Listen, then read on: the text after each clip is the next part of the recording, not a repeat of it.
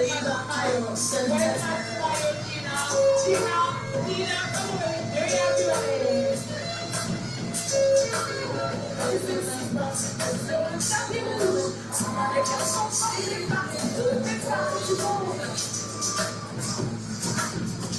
God, if not so good.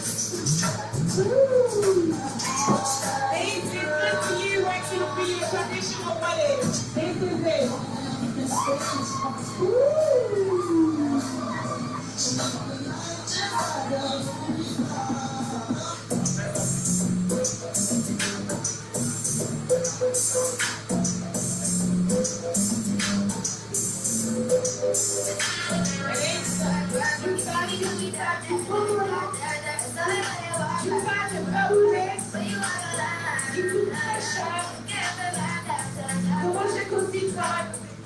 Avec subtilité, une belle fusion et matériaux traditionnels. Admirez.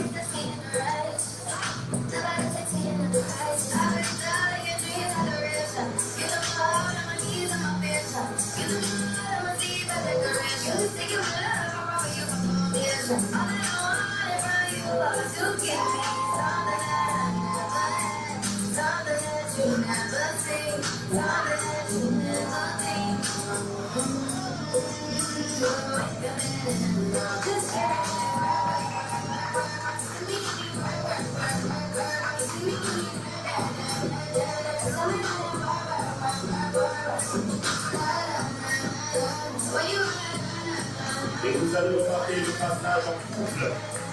Mesdames et messieurs, une robe de soirée au vers un triomphe maximal pour ce grand homme qui a laissé son pays servir. On applaudit pour Roger Kofi.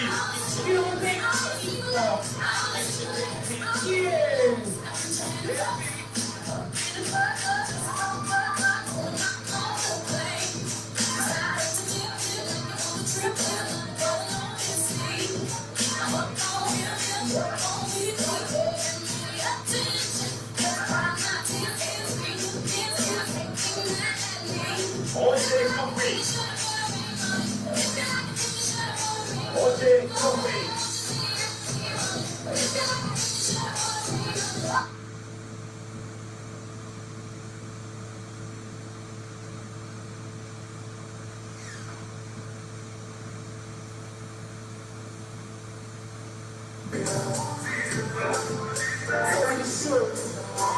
Marceline, are you ready?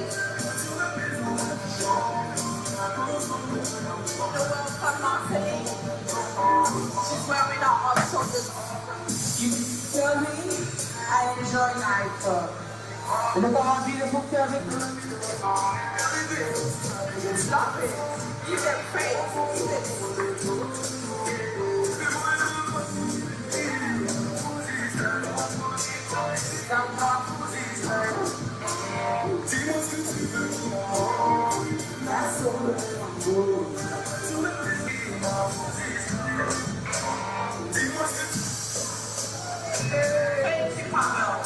Thank you, Baba.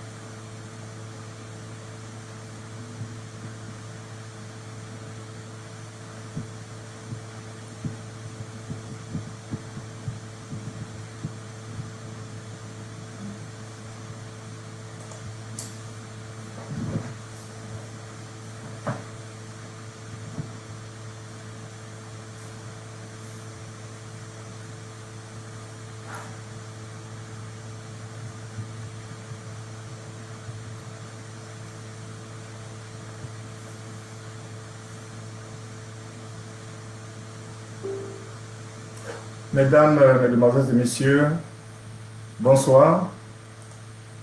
Ladies and gentlemen, thank you and welcome again to another edition of Diaspora Live Talk.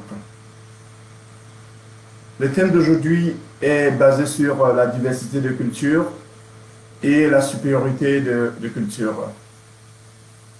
Je sais que vous êtes nombreux à attendre vraiment cette émission spéciale aujourd'hui. Et le thème dont nous allons débattre, un thème un peu très sensible et qui est plus ou moins lié à l'événement qui s'est passé ces derniers temps aux États-Unis. Ladies and gentlemen, the topic today is cultural diversity and cultural superiority. We can all define the culture as the legacy of any human group. And given the fact that we have a plurality of human groups, so there is no doubt that we live in a world of cultural diversity. However, we usually ask ourselves the big question: are some cultures superior to others? In other words, does cultural diversity mean that a race or a religion is superior to another one? These are the questions that we will try to answer today. And also we will be referring for George Floyd's murder on the 25th of May this year in the United States.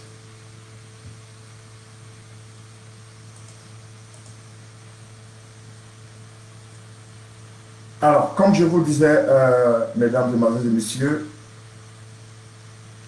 aujourd'hui nous allons parler de la diversité de cultures. Généralement, lorsqu'on parle de l'ethnologie, on se réfère beaucoup à cette référence que tout peuple possède une culture. La culture, comment nous pourrons la définir? Nous pouvons définir la culture comme l'héritage de tout un groupe humain.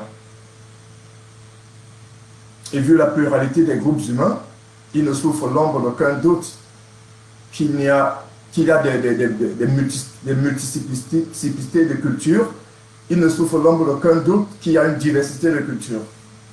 Cependant, la grande question se pose tous les jours. Est-ce qu'il y a des cultures supérieures aux autres? Le problème ici ce soir sera de savoir si, malgré la diversité culturelle, bien qu'elle existe, bien qu'elle soit en fait, est-ce que cette diversité culturelle est plutôt un facteur de division entre les hommes, entre les êtres, alors que la nature, si belle qu'elle soit, elle voudrait bien que l'homme vive en société et que l'homme règle au mieux ses relations en dépassant certains conflits individuels et certains conflits communautaires. Il sera donc aujourd'hui question de savoir si la diversité culturelle est un moyen de diviser les hommes ou alors de réunir les hommes. Nous allons tenter de répondre à cette question avec certains intervenants que nous aurons à vous présenter. Et aussi nous allons nous référer au cas de George Floyd qui fut tué le 25 mai de cette année aux États-Unis. Et nous l'avons tous appris, nous sommes tous informés. Et donc je vais vous prier d'ailleurs de garder une minute de silence pour lui, s'il vous plaît. Ladies and gentlemen, before we start our discussion, please let's have 1 minute of silence for the memory of George Floyd.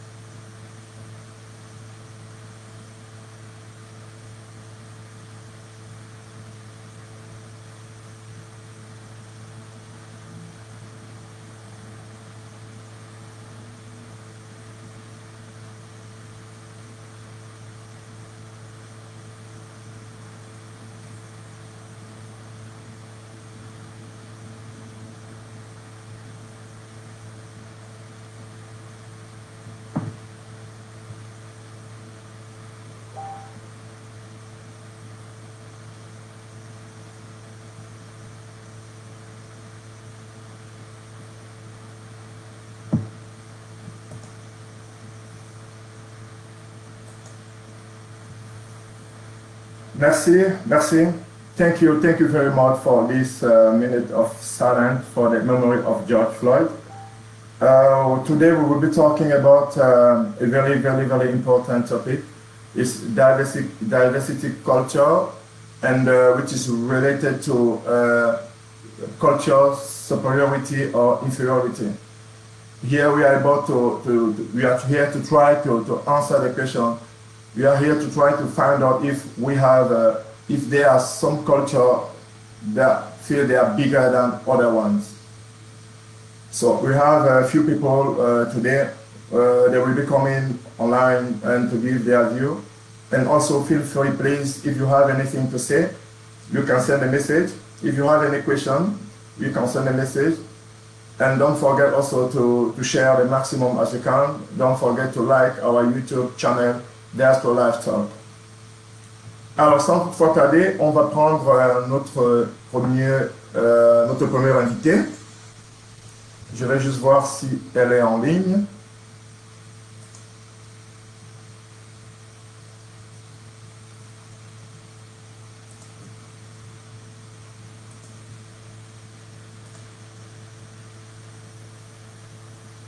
Alors, l'invité du jour, c'est... elle s'appelle Lisa Carroll. Lisa Carroll, c'est une étudiante qui est basée en France. Et Lisa Carroll, elle m'a personnellement contacté. Elle m'a dit, voilà, si c'est un sujet très important qui la touche personnellement. Donc, je suppose qu'elle a des choses très importantes à nous faire savoir ce soir. Je vais lancer... Bonjour. Bonjour, bonsoir Lisa, comment tu vas? Ça va? Je vais très bien, merci. Merci d'avoir accepté de participer à ce programme. Il n'y a pas de quoi. Ok, j'espère que tu nous suis depuis nous avons lancé, depuis 18h, c'est ça? Pardon? J'espère que tu nous suis depuis que nous avons lancé le programme, depuis quelques 12 minutes. Oui, j'ai suivi un peu. Oui.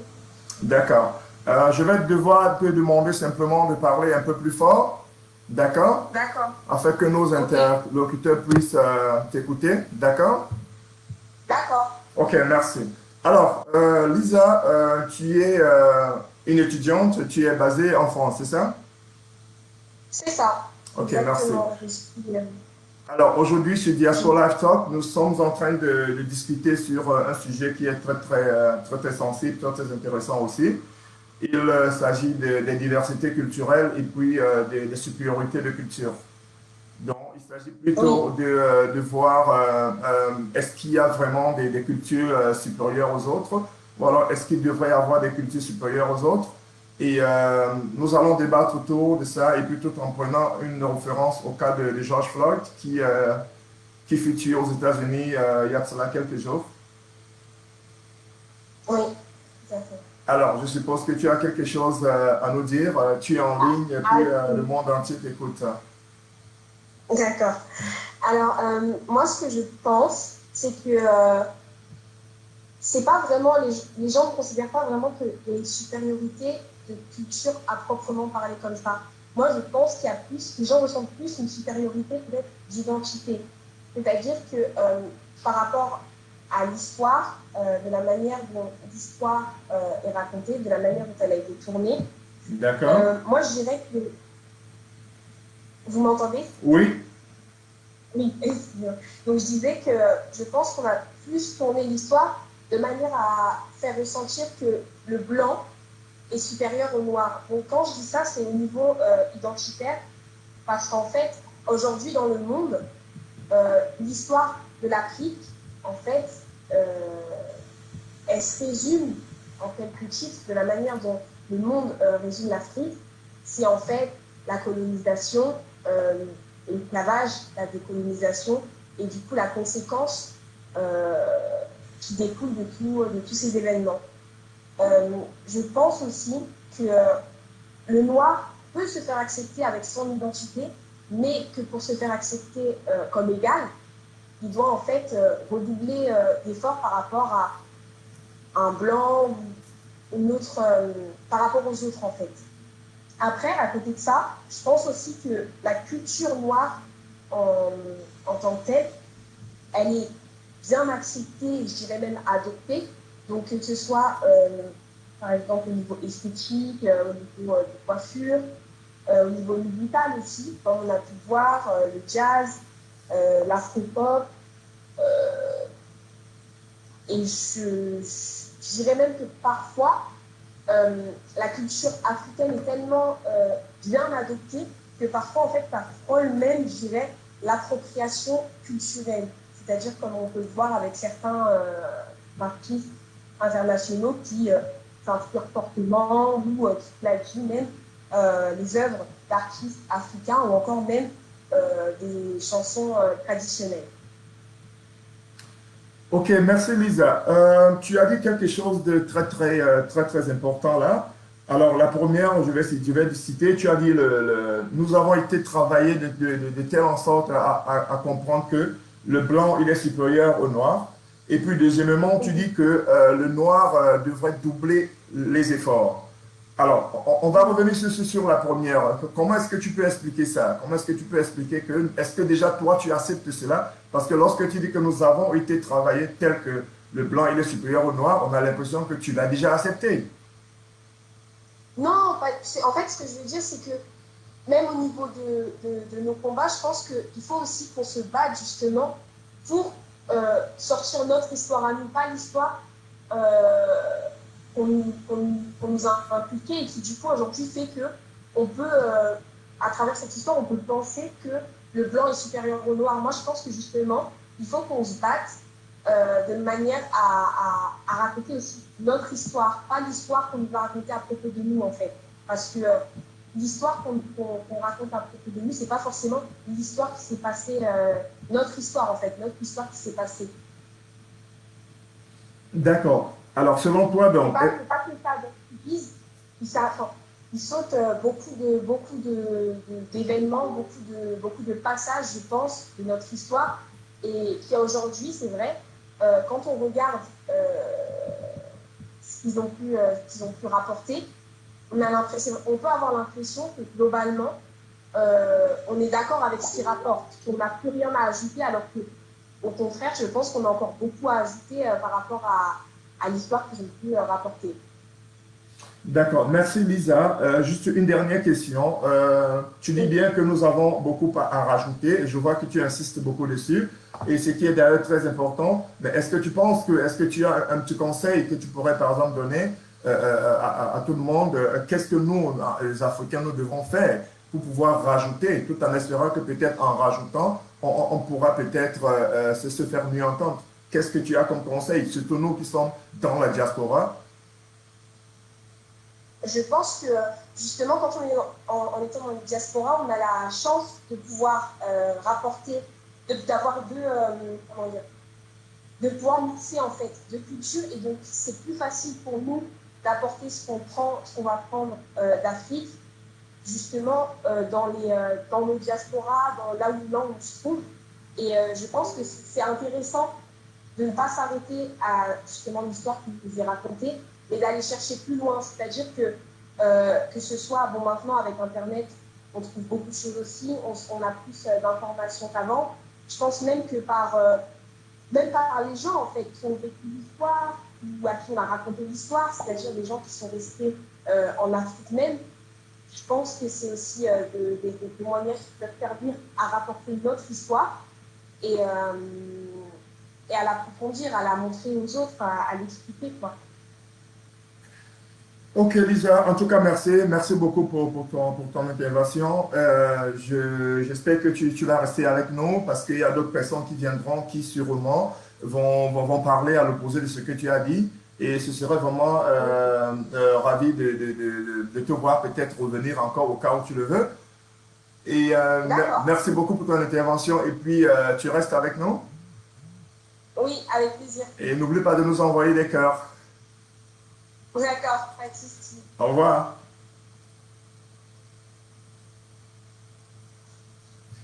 Alors, mesdames et messieurs, là j'avais Lisa Carole, cette étudiante qui vit en France.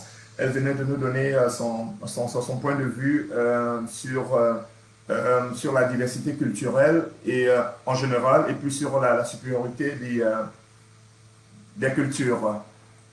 Ladies and gentlemen, this was Lisa Carroll. She's a student. She lives in France, and she highlighted two key points. The first of which she's saying that we Africans, we need to work very, very, very hard in order to try to prove our respect, because according to her, she believes that the history, the way they show us the history, we are more likely to believe that some culture are superior than other culture, but she thinks that that's not the truth. So she's advising us, she's advising people to trying to work very hard, to trying to do some research in order to find a lot of truth regarding their culture, and from there they will know a lot of things. Thank you very much, Lisa. I have Mr. Luc Okafor, who is online. I'm gonna call him right now. Alors j'ai Luc qui est en ligne. Luc, c'est un photographe professionnel, international même, je vais dire. Luc est basé à Londres, et lui aussi, il a tenu vraiment à participer à cette émission, parce qu'il m'a dit, écoute, je suis très touché par ce qui se passe, par cette injustice qui se passe dans le monde aujourd'hui, par cette inégalité de culture. Et avec le meurtre de George Floyd, c'est encore la goutte d'eau. Donc il m'a dit, voilà, j'ai vraiment à dire, et je vais... In order to offset, the idea that, we can it's actually, there can actually be some cultural superiority, there. Once we know who we are as people, then we're able to move forward. But is it okay if I take that point a little bit further? Is that okay? The platform is yours. Look, you have a minimum of 5 minutes. Thank you. Thank you so much. I mean, she made a very good point, because it's all about knowing who you are.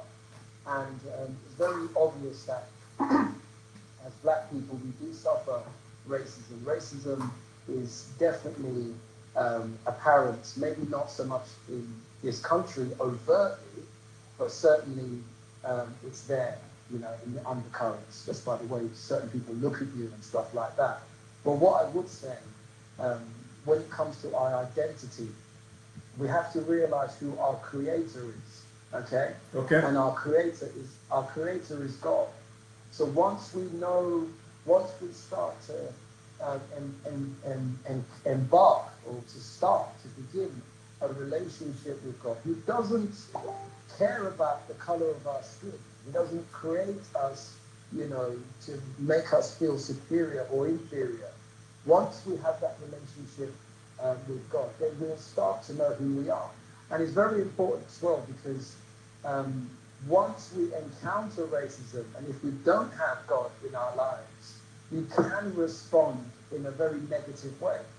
We certainly understand the anger that people have, with seeing that video of George Floyd's being murdered, I should say, by the police officer, but then it's made some of our community respond in a negative way, without taking out, respecting the fact that they're angry, but also how are we going to handle this anger? And the only way we can handle this anger is by having a relationship with Jesus Christ. That's the only way we can handle it, because racism will never disappear. It will always be there. But we can counteract racism with love. Yeah? Okay. And also what that student was saying, we can counteract it through knowing who we are, so that nobody pushes us around and we don't think that we're, anyway, inferior to anyone. So that's what I would say. There are good things that are happening, but unfortunately, the way we have to respond in how God wants us to respond. You know, and that's what I think so far. Okay. Look, I do understand your point of view. I do understand that we are children of God, and myself, Yeah. I'm a good believer. And what happened, for instance, to George Floyd? Of course, he's a black, but it's not only blacks matter. It's about cultural superiority. So this has been going for a long time. But unfortunately, on this special case, it's a black man. But I'm sure that a lot of people here, we've seen on TV, a lot of white people, different color of people being there, fighting, manifesting because they are very angry about what happened. Now, the question that I have to you is, I mean, a time will come where we really need to take action. Because we cannot just sit and say, okay, that's fine, let's pray God will come and save us. This has been going for a very, very long time now. So times must come to take action. So of course, I do agree with your action is not maybe going and fighting, but action must be taken. Okay. So let me just elaborate a little bit about what a Christian should do.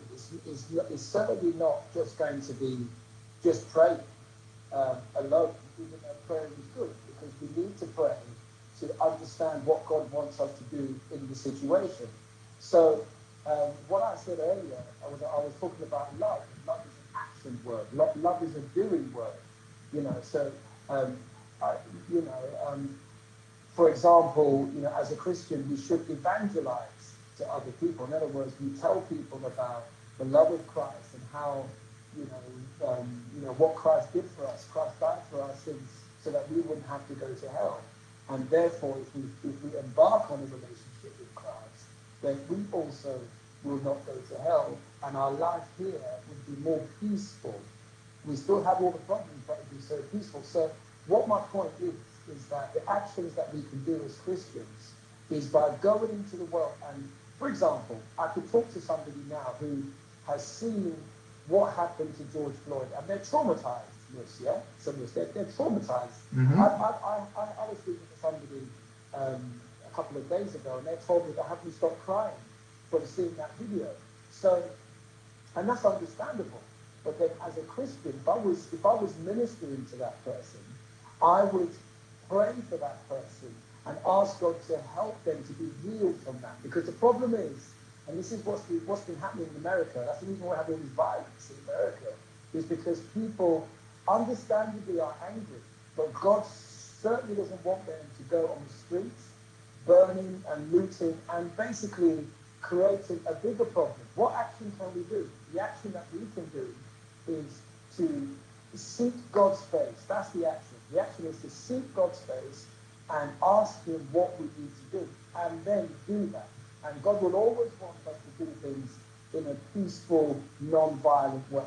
God will always want us to talk to people and educate them and get them to understand that knowing Jesus Christ can help a lot in this situation, because He can heal people and He can still help them look at their white brothers in the face and still realize that not every white person is out to get them.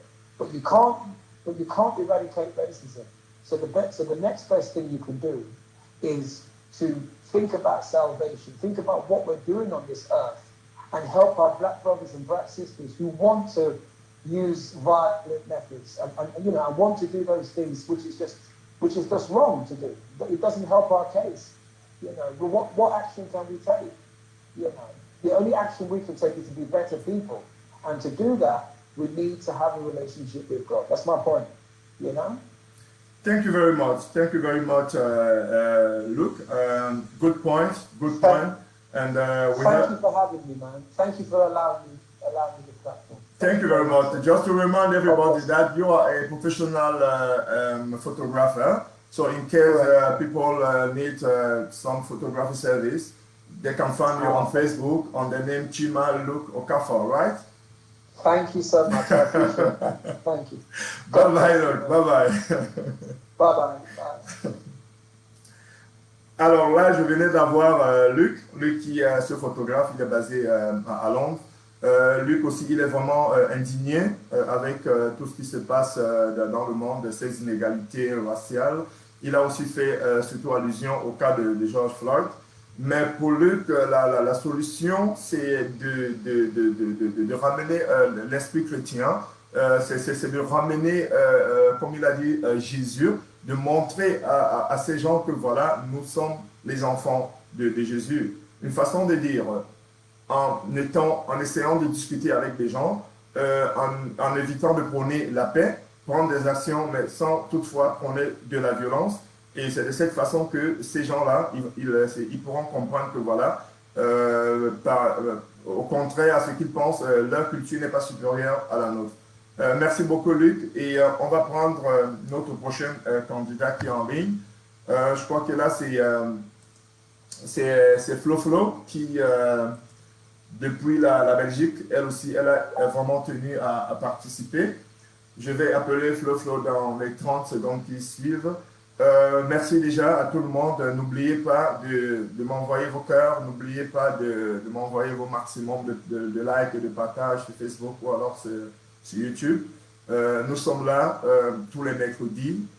Nous discutons des problèmes culturels, des problèmes qui sont à la une, des problèmes beaucoup liés à notre diaspora. Comme je l'ai dit toujours, c'est la voix de la diaspora, c'est ma voix. Allô? Allô, bonsoir. Bonsoir, très cher étudiant. Bonsoir, bonsoir Madame Flore Tchémier. Bonsoir. Plus connu sous le nom de Flo Flo International. Oui, Flo Flo était peut-être même c'est ça. Je vais très bien Flo Flo. Merci déjà, merci de ton temps, merci de ta volonté aussi de vouloir apporter ta petite pierre à ce que nous essayons de construire. Et juste pour rappeler à tous ceux qui nous suivent, Flo Flo, encore Flore Tchémier, encore appelée Flo Flo International, elle est basée en Belgique. Et on l'appelle justement Flo Flo Entertainment parce que c'est son label. Et puis en dehors de ça aussi, elle a une marque de vêtements et d'accessoires appelée la marque SP qu'elle a créée et qui marche très très bien d'ailleurs. Et entre autres, elle est aussi ambassadrice culturelle de la compagnie TapSend, je crois, si je ne me trompe pas. Oui, c'est ça, TapSend. TapSend, voilà, ils font dans des transferts de sous en Afrique, de part et d'autre dans le monde. Bref, quand on parle de Flo Flo, on parle de la culture. Alors, Flo Flo, aujourd'hui... Oui, manager, en oubliant le rôle de manager et productrice aussi, voilà, artistique. Artistique, oh voilà. Donc, merci beaucoup pour ta présence. Et aujourd'hui, je crois que tu as dû suivre le passage des autres personnes.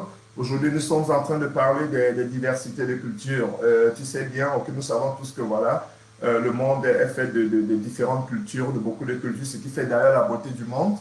Mais par contre, certaines personnes ont tendance à croire que leur culture, leur race, leur religion est supérieure.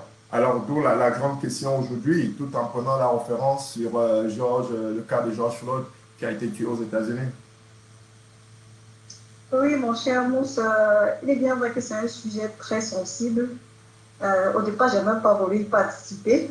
Autre chose, mais je me suis dit, si ça peut aider, parce qu'on dit que les États-Unis, le rêve américain, les États-Unis, c'est le pays de la liberté. Ce sont eux qui sont les pionniers, ce sont eux qui doivent nous apprendre comment vivre ensemble, donc en toute égalité. Mais si déjà là-bas, ça ne va pas, où est-ce qu'on prendra l'exemple?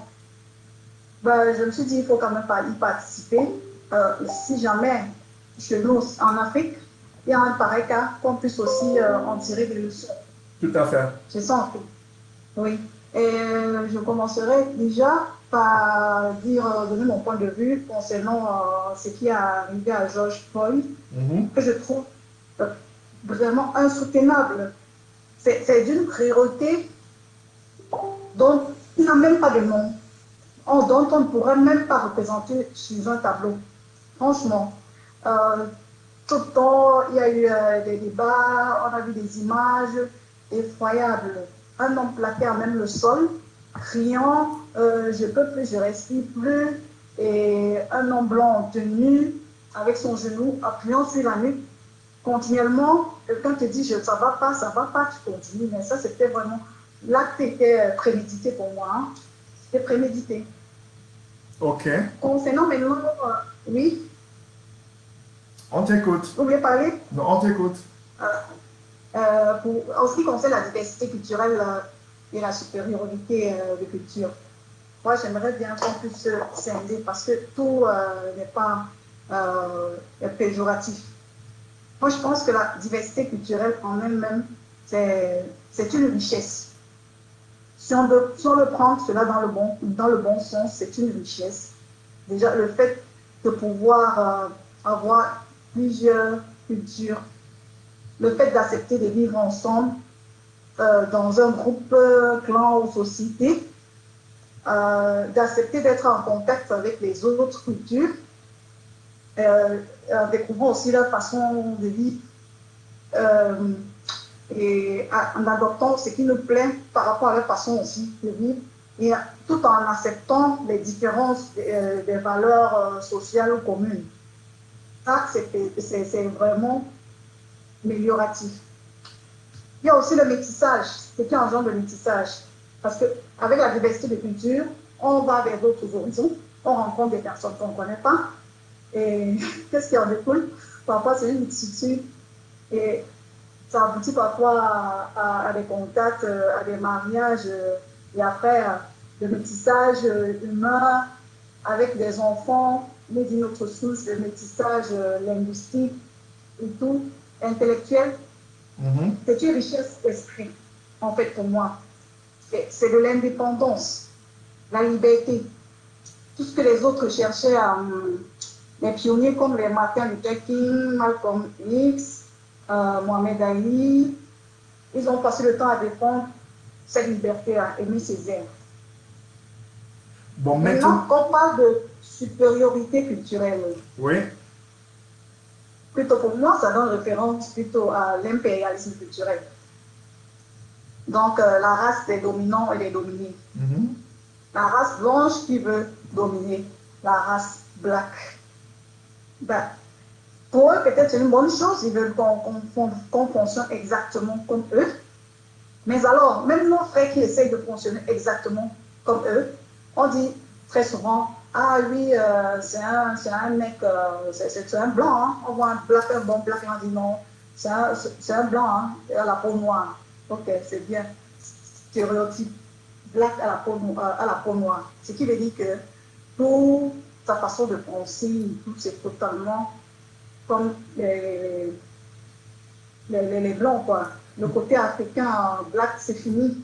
Bon, maintenant, maintenant Flo, toi maintenant qui es, excuse-moi de te couper, toi qui es dans cette diaspora, tu es super actif dans les communautés africaines, en France, en Belgique, en Allemagne, mais qu'est-ce que tu penses que nous les Africains, qu'est-ce que nous pouvons faire? Bon, d'accord, on va parler un peu dans le cas des Africains ici.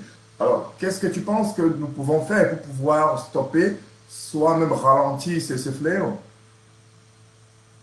Ben, nous allons seulement apprendre à vivre ensemble. Comme des frères. Hein. Aujourd'hui, j'ai fait une publication parlant de la citation de Martin Luther King où il disait nous devons apprendre à vivre ensemble comme des frères. Sinon, nous allons tous mourir comme des idiots. C'est la meilleure option, que ce soit avec les blacks, que ce soit avec les noirs. Mais est-ce que... Apprendre à pardonner. Mais malheureusement, mon cher, tout dépend de la genèse. Vous savez, on a dit black, Michael Jackson avait chanté black and white. Black and white. Il faut voir, la couleur noire, ça représente quoi? C'est le négatif. Noir, c'est péjoratif. Donc, ce qui veut dire, noir, tout ce que tu fais, c'est mauvais. C'est pas une bonne référence, ça. Mais par contre, white, black, blanc, pardon, c'est la pureté, c'est l'éclat. Donc, tout dépend d'abord de la jeunesse. Moi, je pense, c'est un truc psychologique. Et avec ça, on attend beau évoluer. Les Blancs qui essayent de ramener les Noirs vers eux pour apprendre leur culture et faire exactement comme eux. C'est pas possible. Nous sommes nés avec nos valeurs et nos cultures. Eux aussi, de même pareil. On doit juste accepter le mélange culturel qu'elle reste universelle et que ce soit respecté, qu'on respecte la culture de chaque personne. Parce qu'on a beau essayer d'être comme ces blancs-là, mais la couleur de peau, à distance même, ça reflète déjà les différences. Oui, on aura beau faire, tout faire pour être comme eux, mais à cause de notre couleur de peau, ça ne passera jamais. Il faut juste accepter de vivre ensemble en essayant de respecter tout le monde comme ça se doit. Parce qu'il n'y a pas moi, je pense qu'il n'y a pas de supériorité culturelle. Non. Toutes les cultures sont égales. Ok, merci Mais beaucoup. chacun- Merci beaucoup, Flo. Merci beaucoup pour ce passage vraiment très brillant. Et effectivement, comme je le retiens avec toi, il n'y a pas de culture, il n'y a pas de culture supérieure. Toutes les cultures se valent et que chacun de nous devra apprendre à aimer sa culture et à aimer ses traditions.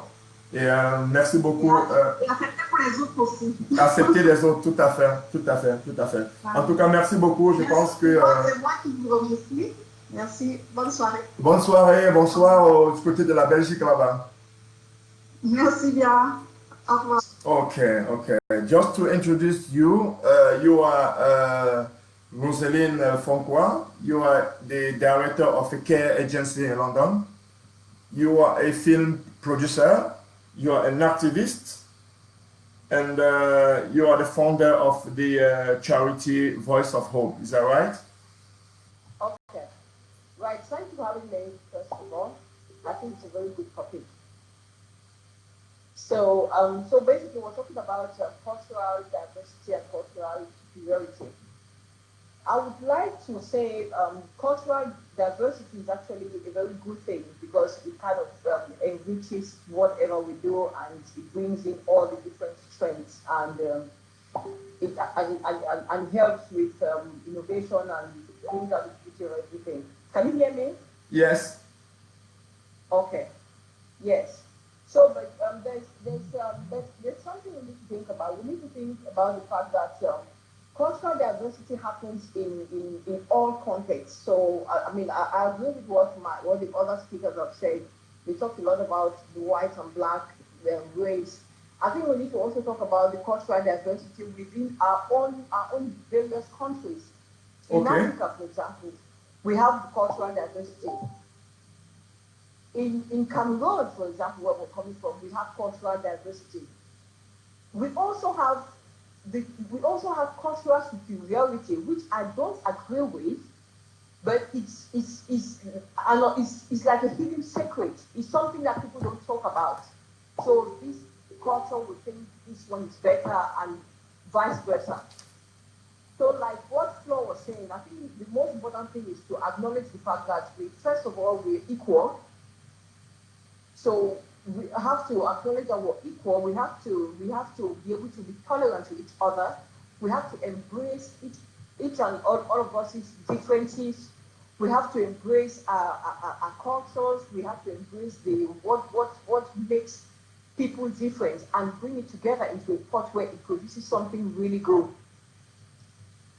Okay. But then again, when we look at cultural superiority in terms of white and black, we have to go back to the time of slave trade, for example. When slave masters came to Africa, for example, they gave our African ancestors the feeling that they were a more superior race because they were obviously different in color, they spoke in a different way.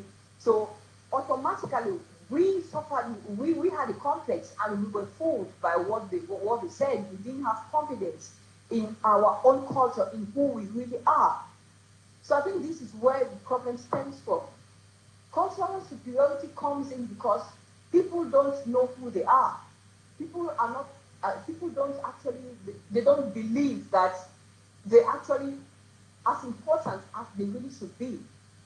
And I think going back to what we're living now, unfortunately, a lot of people have actually recoiled themselves and actually thought they're actually less better than other people. And others, in hand, have taken that opportunity to think they're more superior than others, whereas they know deep within them that they're not. But because they're able to suppress and they're able to blackmail or brainwash other people to think that they're less superior, then we have cultural superiority. It does exist, but why is it happening? It's happening because we have to have a change of mentality. But there's another fact which which we cannot change. Let's say, for example, in time of slave trade, I mean, our ancestors were bought, they were taken over to wherever they became part of the economic system of the Western countries who used slaves, and they grew economically. While they were growing economically, we were actually worse off. We were the laborers while they were becoming millionaires, getting plantations, and they were accumulating wealth for their families. And unfortunately, there's a disparity between our races now when it comes to things like wealth distribution, when it comes to things like mentality, the way we do things. I mean, when you look at property, when you look at when you look at things like the average income, the average household income for the white folk and the average household income for the black folk, you would see, I saw in the report where it says 171,000 pounds is what is the average household income for a white family, including savings, assets minus debt. But on the other hand, for the black folk, you only have 17,000. The household income is only 17,000, including the assets and their savings. So you see the disparity. The disparity is so wide. So they're far ahead. Why did that happen? Because they were able to start building wealth well in advance. Whereas we actually started trying to build our own wealth when slave trade was abolished, for example. Then there was still other forms of no freedom, which prevented black people, for example. Okay, Rosie. As you mentioned that cultural superiority does exist, even in Africa. So let's focus on the diaspora here. So when you say that cultural superiority exists, it means that according to you, an American can be superior to a Chinese, a white can be superior to a black, a Muslim can be superior to a Christian. This is what exists. That's what you just said, right? No, what I'm saying is that the concept exists, but it's a fact that we don't have to. It's something that we don't have to accept it. Okay. To me, it's a word. Okay. It's about our mentality. We need to come out of that. Okay. Yeah, we need to come out of that concept of cultural superiority. Nobody is more superior than the other. We're all equal. And in the diaspora, for example, we have a lot of opportunities. So I think the thing is about us in diaspora. For example, I will use the context of us, the blacks. There's a lot of opportunities for us to pursue, to better our situations. We need to make sure that we get into positions where we can make decisions, for example, in government. If you look at the Asian community, look at how many Asians are in the government, are in decision-making positions, so that when the law is being passed, they have a good representation of whatever that law is, and the best interest of the Asian community is taken into consideration. When we have the blacks in the government, they have a voice. So we need to have more people in positions where change can happen. I think when that happens, we need to educate our children in a different way. Our children need to realize that, yes, there's a word called cultural superiority, but it's not something you have to accept because you can change it. Okay, Rosie. You can actually change it. Okay, Yeah. Rosie. Now, thank you very much. Now, let's jump on the George Floyd case. So, what do you think? Do you have anything to say about it? Yeah, I think it's a very sad situation because we see this kind of things happening all the time. And all the time we're rioting and it still happens. I wouldn't want to say it's a case of cultural superiority, but I think it's a consequence of the mentality that when you see a tall black man walking around, he's possibly a criminal. This is part of the things that we have carried, that society has carried from long time ago, from the past, and it's still in the minds of some people. It's still in the mind of some people that they think that when they see a black man, the black person must have committed a crime, and we have facts to show that black people are actually treated differently from their white folks. So I think it's a case of us rising up and doing what we're doing now. I understand the photographer person talks about God, having the fear of God and evangelizing. That's a very good thing, but obviously we need pragmatic action, like what people are doing now, striking, and people need to, we need to be able to make our voices heard, because the problem is, while some people are making their voices heard, while some black people are making their voices heard, other black people are just very lukewarm about it. So of course, unfortunately, the voice cannot be louder. It's like the case of China. See what's happening to black people in China. How many black people are talking about it?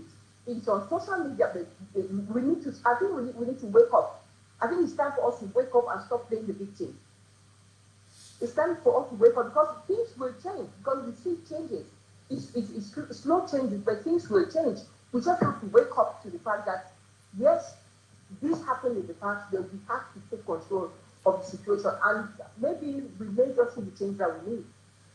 Okay, thank you so much. Thank you so much, Rosie. You made a very, very good point, and thank you so much. I will try to translate it. I took some note. I will try to translate it in French so that other people will be able to listen and understand your very good point. Thank you for coming here, Rosie, and hope to see you again another time. Can I just add one point, which probably I don't know if it's very relevant to that. I just want, while we're talking about Mr. Floyd, I want us to remember the journalist in Cameroon who was also killed while in detention. He was actually filming and he was arrested. Apparently, he was beaten in prison and was killed. So there's an uproar in Cameroon now. So I would like all Cameroonians to actually join in and seek justice for this kind of crimes. Thank you so much, Rosie. We heard you, they heard you, hoping that they will take action. Thank you so much. Okay. Bye-bye. Thank you. Yeah, bye.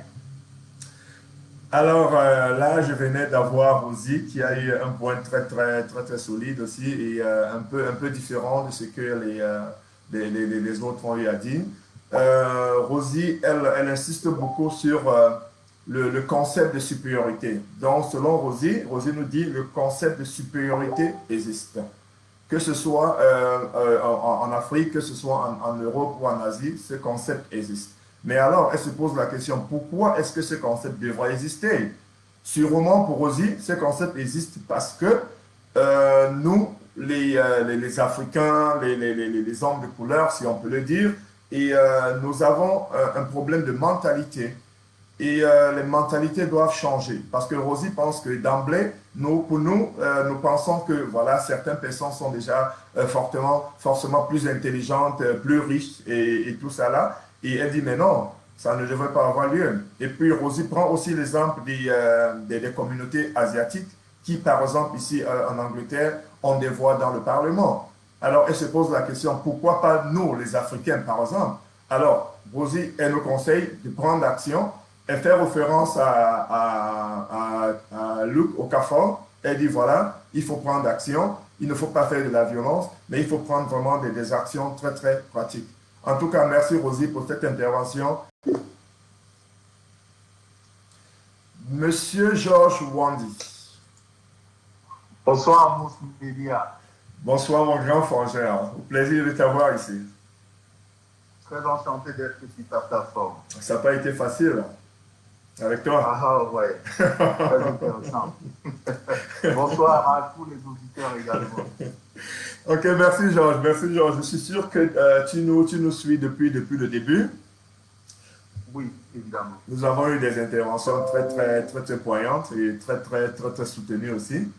Et comme tu le sais bien, aujourd'hui, nous sommes en train de parler de la diversité culturelle et puis de la supériorité des cultures.